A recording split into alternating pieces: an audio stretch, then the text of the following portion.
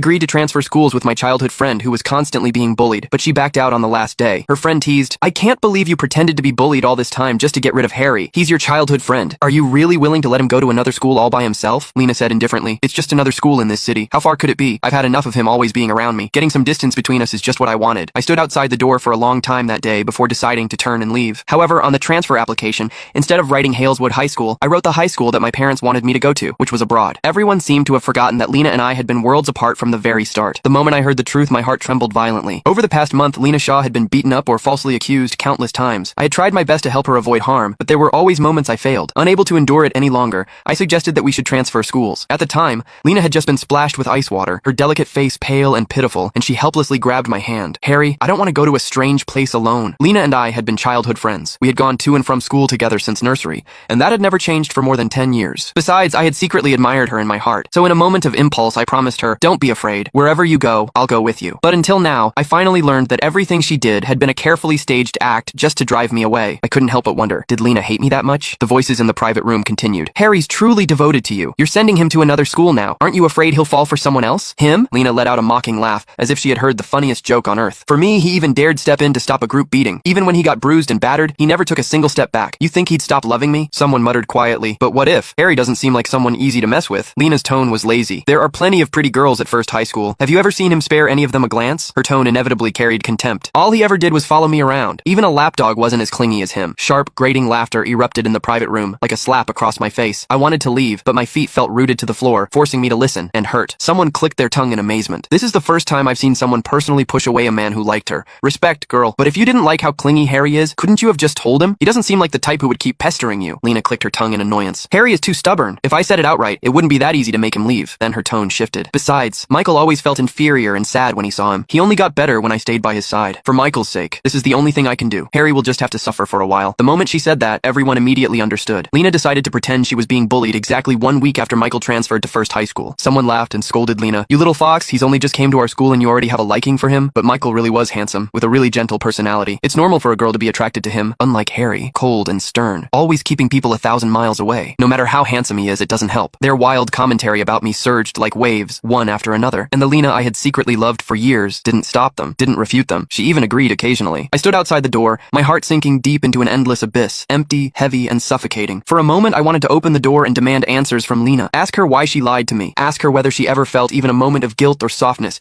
watching me get beaten while protecting her. Ask her if she ever thought about our more than 10 years of friendship before doing all this. But in the end, my mother's voice echoed in my ears. "Don't do unnecessary things.